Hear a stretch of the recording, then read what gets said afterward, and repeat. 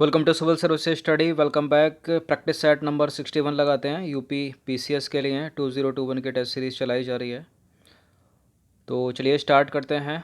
Subscribe कर सकते हो आप सिविल सर्विसेज स्टडी चैनल को।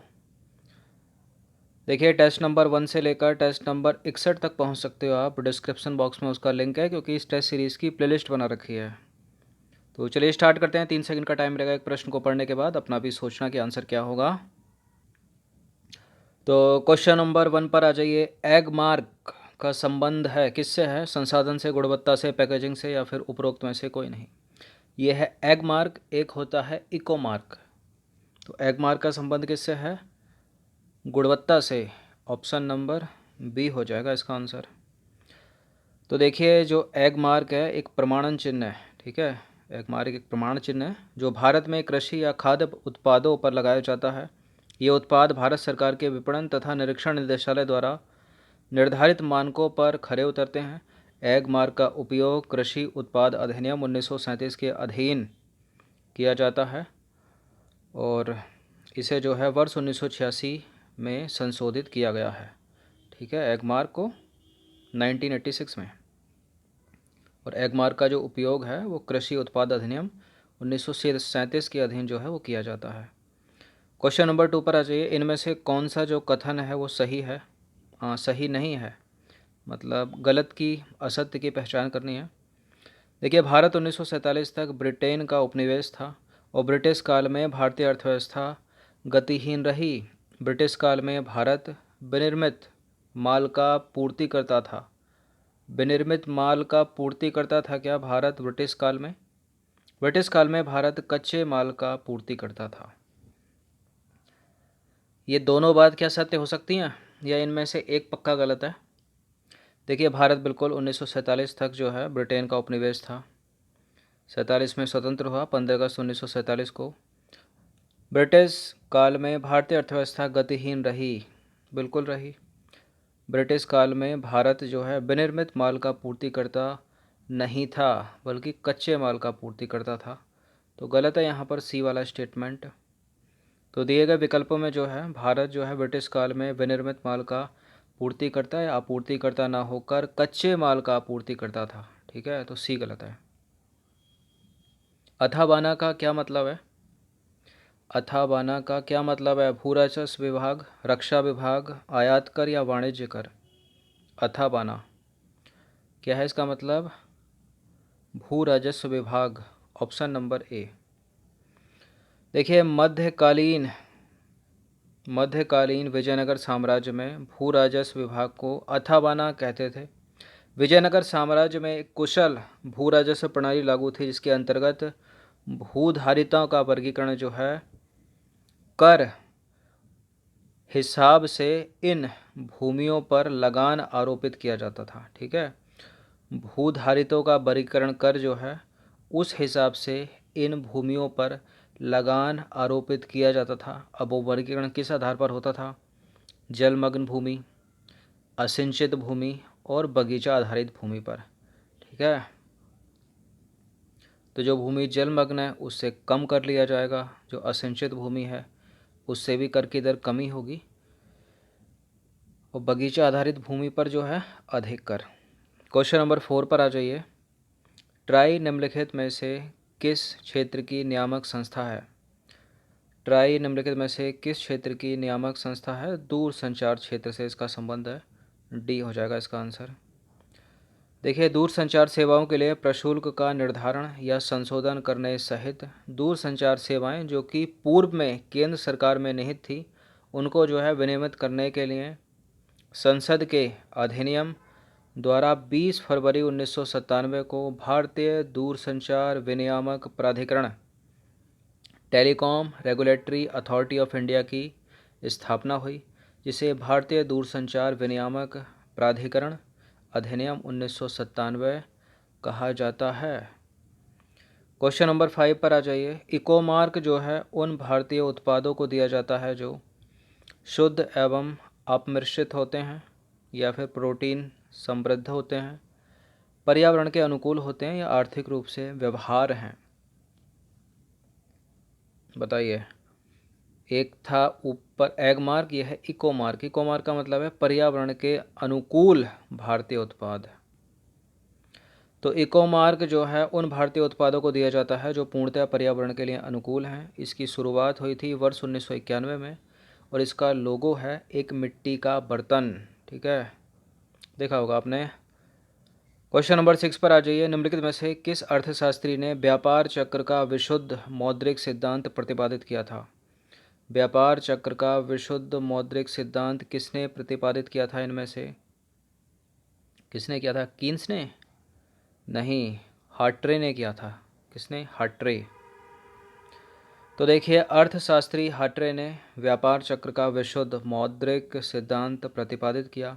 हार्ट्रे के अनुसार व्यापार चक्र एक नितांत मौद्रिक समस्या है।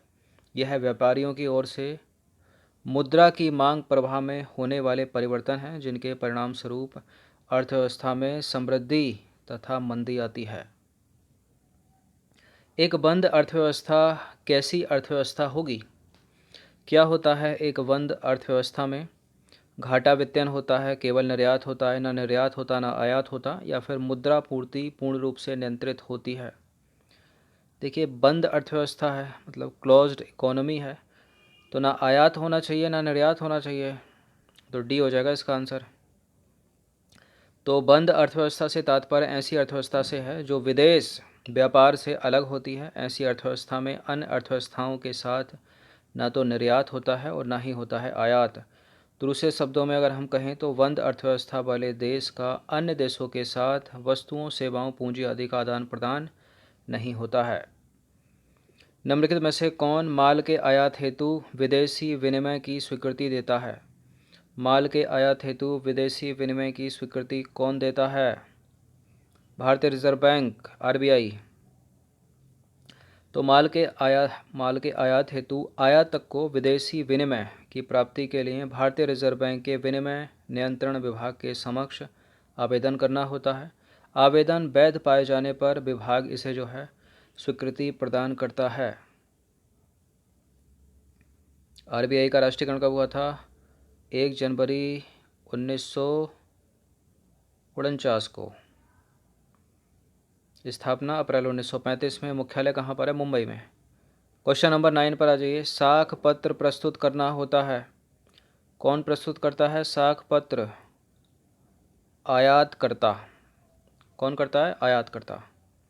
तो अंतर्राष्ट्रीय व्यापार में साख पत्र एक भुगतान सुनिश्चित करने संबंधी दस्तावेज है जो आयातकर्ता के निवेदन पर किसी वित्त संस्थान द्वारा जारी किया जाता है। तो निवेदन कौन करेगा? आयातकर्ता। नंबर 10 है, भारत में किस वर्ष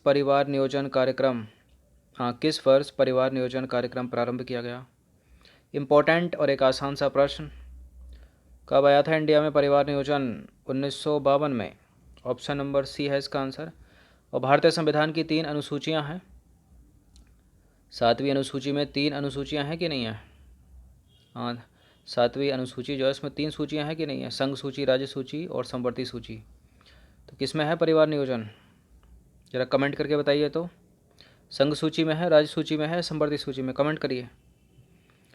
क्वेश्चन हम इसकी एक्सप्लेनेशन देख लीजिए। देखिए, वर्ष 1952 में भारत में विश्व का पहला राष्ट्रीय परिवार नियोजन कार्यक्रम जो है वो शुरू किया गया, जिसमें राष्ट्रीय अर्थव्यवस्था के अनुरूप स्तर पर जनसंख्या को स्थिर करने के लिए जन्म दरों को कम करने हेतु आवश्यक सीमा तक परिवार नियोजन पर जोर दिया गया। वो सबको पता होगा क्या करते हैं इसमें। क्वेश्चन नंबर 11 पर आ जाइए। इनमें से किसने गरीबी निर्धारण के प्रभावपूर्ण अस्त्र के रूप में स्वयं सेवा समूह के विचार को दिया था? इनमें से किसने गरीबी निवारण के प्रभावपूर्ण अस्त्र के रूप में स्वयं सेवा समूह के विचार को दिया था? किसने दिया था? अमर्त्य सेन, एस चक्रवर्ती, वेंकैया नायडू या फिर मोहम्मद यूनस? किसने दिया था? मोहम्मद यूनस ने। ऑप्शन नंबर बी है इसका आंसर। तो स्वयं सहायता समूह का विचार बांग्लादेश के नोबल शांति पुरस्कार विजेता का नाम क्या? प्रोफेसर मोहम्मद यूनस ने दिया था। स्वयं सहायता समूह और माइक्रो फाइनेंस। देखिए, स्वयं सहायता समूह और माइक्रो फाइनेंस हाल ही में गरीबी उन्मूलन, वित्तीय समावेशन और महिला सशक्तिकरण के लिए संभावित संसाधन के रूप में उभरा है।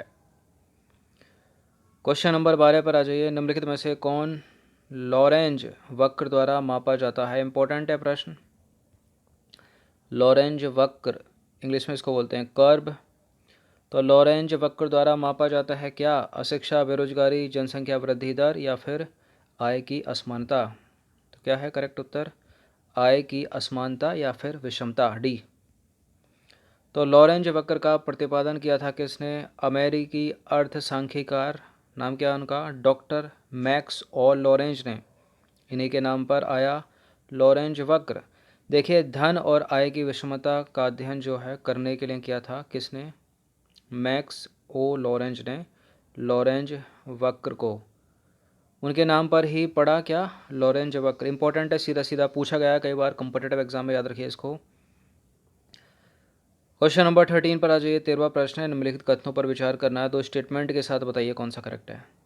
देखिए, भारत में अमीर व गरीब दोनों कुपोषित हैं। और दूसरा स्टेटमेंट क्या है? अमीर गलत भोजन खाते हैं और गरीब रूखा सूखा भोजन खाते हैं। तो दोनों कुपोषित हो गए क्या? देखिए, ये प्रश्न रिपीटेड प्रश्न है, क्वेश्चन नंबर 13, और कम से कम 8-9 वर्ष पूर्व पहले पूछा गया प्रश्न है ये। वर्तमान परिदृश्य देखें तो शायद दूसरा वाला स्टेटमेंट गलत हो जाए इसमें, लेकिन फ़िलहाल ये दोनों के दोनों करेक्ट हैं। क्यों गलत? अमीर जो है कुपोषित क्यों है? क्योंकि pizza, burger, cold drink, noodles, momos ये सब खाते हैं क्या? लेकिन वर्तमान में तो सब ऐसा नहीं खाते। गरीब रूखा सूखा खाता है इसलिए कुपोषित है। ठीक है, चलिए सी है इसका आंसर फ़िलहाल तो। उस समय जो ये पूछा था प्रश्न 8-9 वर्ष पहले, तो उपरोक्त दोनों रिपीटेड है इसलिए करेक्ट करना पड़ा। देखिए, भारत में अमीर व गरीब दोनों ही कुपोषित हैं, क्योंकि अमीर गलत भोजन खाते हैं और गरीब रूखा सूखा खाते हैं। लेकिन वर्तमान परिदृश्य में जो है इसका उत्तर ए हो जाएगा, सी। दूसरा स्टेटमेंट बी वाला गलत हो जाएगा। क्वेश्चन नंबर 14 पर आ जाइए। भारत में नगरीय क्षेत्र में बीपीएल परिवारों की पहचान के लिए निम्नलिखित में से कौन सी समिति गठित की गई थी? 150 प्रश्न आते हैं यूपी पीसीएस की जीएस पेपर में। ठीक है, और मेरिट बनती है इससे। दूसरा वाला तो क्वालिफाइंग है, सी सेट 33 लाने 100 में से। इस तरह के प्रश्न आपने देखे होंगे, पूछे ही जाते हैं इस तरह के 12 से 17 प्रश्न। तो भारत में नगरीय क्षेत्रों में बीपीएल परिवारों की पहचान के लिए निम्नलिखित में से कौन सी समिति गठित की गई थी? बताइए। तेंदुलकर समिति या फिर हाशिम समिति, सक्सेना समिति या फिर लकड़वाला समिति, कौन सी? देखिए, इसका आंसर हो जाएगा क्या? ऑप्शन नंबर डी, हाशिम समिति। तो शहरी क्षेत्रों में रहने वाले गरीबों की पहचान हेतु विशेषज्ञ समिति का गठन प्रोफेसर एस.आर. हाशिम की अध्यक्षता में किया गया, जिसने अपनी रिपोर्ट जो है वो दिसंबर 2012 में प्रस्तुत की थी। 8 वर्ष हो गए इसको।